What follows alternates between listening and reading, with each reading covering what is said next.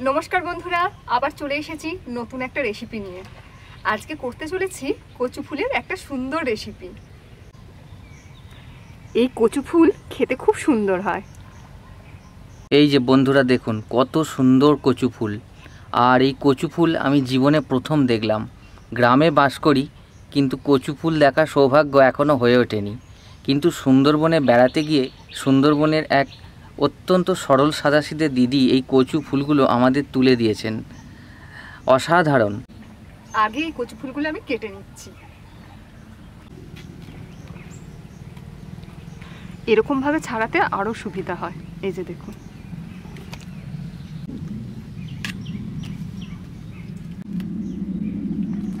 এইভাবে একে একে সব আমি এই কচু ফুলগুলো ছাড়িয়ে নেব, আর ভেতরের এই লম্বা অংশটা আমি ফেলে দেব। সুন্দরবনের গ্রামের এক দিদি আমাদের এটা ভালোবেসে উপহার দিয়েছেন। খুব সরল সাদাসিধে মানুষ, এমনিতেই সুন্দরবনের মানুষ খুব ভালো হয়। দিদি হাওয়াটাও দিয়েছে ভালোই। বাপের কালে নাই কথা, ধানকে বলে দুলবো গাছ। আমি খানিকটা এখন ঠান্ডা জল খাই। যা গরম পড়েছে, ঠান্ডা জলই খেতে হবে ঠাকুমা।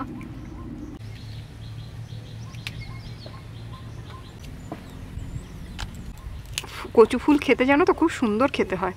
এই দিয়েই এক থালা ভাত খাওয়া হয়ে যায়। আর জলে ফেলছি কেন? জলে ফেললে জিনিসটা টাটকা থাকে, সতেজ থাকে, সেই কারণে জলেতে আমি কেটে কেটে রাখছি। এটা কিন্তু কচুর ফুল ঠাকুমা, কচুর ডাঁটা কিন্তু নয়, বা কচুর লতিও নয়, কচুর ফুল।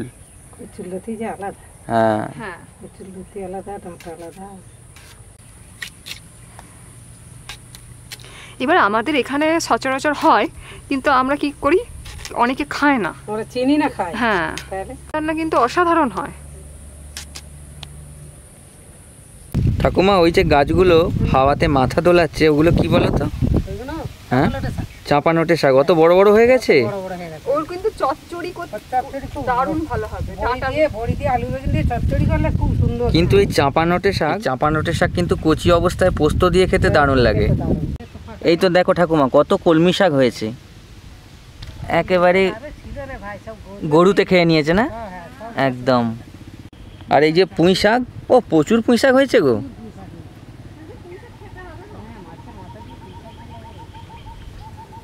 প্রচুর পুঁই শাক, একবারে ঝাড় হয়ে গেছে গো। আসলে বর্ষাতে এমনিতেই গাছের বাড়বাড়ন্ত লক্ষ্য করা যায়, আর এইখানে তো একবারে প্রচুর পুঁই শাক। আর এখানে দেখো ঢ্যাঁড়স গাছ, দেখো ঢ্যাঁড়স অনেক তুলে নিয়েছে না ঢ্যাঁড়স।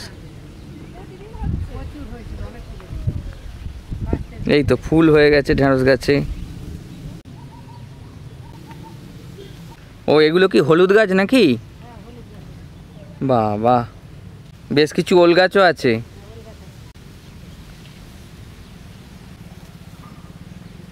কাটার পর একবারে দারুণ লাগছে গো। হ্যাঁ, কেটে ভালো করে ধুয়ে নিয়েছি। কি সুন্দর দেখতে লাগছে দেখো। কচু ফুলগুলো খুব সুন্দরভাবে কাটা হয়ে গেছে। এবার জল দিয়ে দিয়েছি, জলেতে ভাপিয়ে নেব। জলেতে অল্প সামান্য নুন দিয়ে দিচ্ছি। এবার এই কচু ফুলগুলো দিয়ে দিলাম।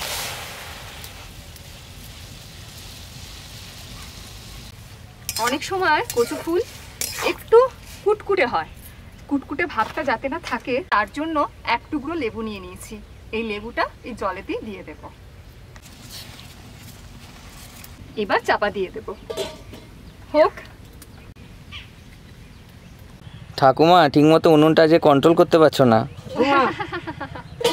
তুমি আজকে ব্যর্থ হয়ে যাচ্ছ।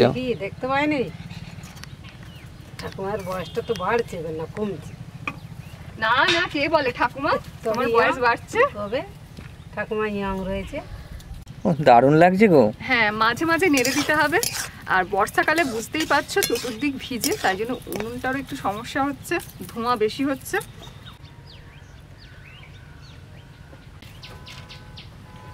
খুব ভালোভাবে সেদ্ধ হয়ে গেছে, এবার নামিয়ে নেব। আর খুব ভালোভাবে জলটা ঝারিয়ে নিতে হবে।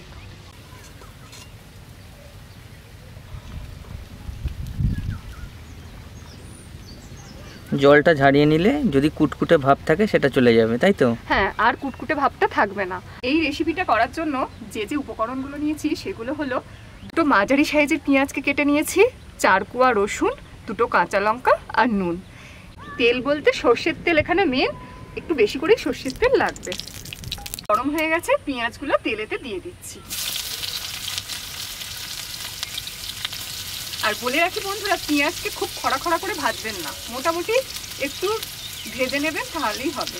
আর একই সাথে গোটা 4 কোয়া রসুন ভেজে নেব, 2 কাঁচা লঙ্কা ফাটিয়ে।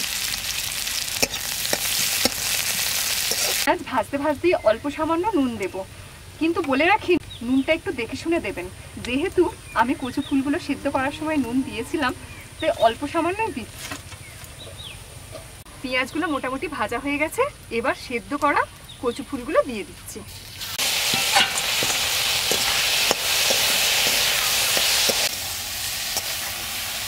এবার আমি নামিয়ে নেব। রান্না কমপ্লিট হয়ে গেল। না, এখনো একটু বাকি আছে। এই সব উপকরণগুলো একটু ঠান্ডা হলে আমি বেটে নেব, তাহলেই বুঝতে পারছেন কত সুন্দর রেসিপিটা হবে। এবার শিলনোড়াতে বেটে নেব, খুব ভালোভাবে বেটে নিতে হবে। আপনারা যদি পারেন মিক্সিতেও বেটে নিতে পারেন, একটু হাতে সময় নিয়ে বেটে নেবেন। খুব সুন্দরভাবে বাটা হয়ে গেছে আর এই রান্নাটা কমপ্লিট হয়ে গেল। এবার এই রান্নাটা গরম ভাতের সাথে খুব সুন্দরভাবে খান। কেমন হয়েছে? ভালো হয়েছে, দারুণ হয়েছে। দারুণ হয়েছে। তাহলে কচু ফুল এরকম ভাবে বন্ধুরা করুক, খুব সুন্দর খেতে। শুধুই খেয়ে নিচ্ছে যে, ভাত দিয়ে খাবে? ভাত দিয়ে খাতে শুধুই খেয়ে যাও। তাহলে বন্ধুরা, ভালো লাগলে অবশ্যই রান্নাটিকে শেয়ার করবেন প্রচুর পরিমাণে, কমেন্ট করবেন। আর আপনারা সবাই ভালো থাকবেন। আর দয়া করে এখনও যারা চ্যানেলটিকে সাবস্ক্রাইব করেননি অবশ্যই সাবস্ক্রাইব করে রাখবেন। ধন্যবাদ।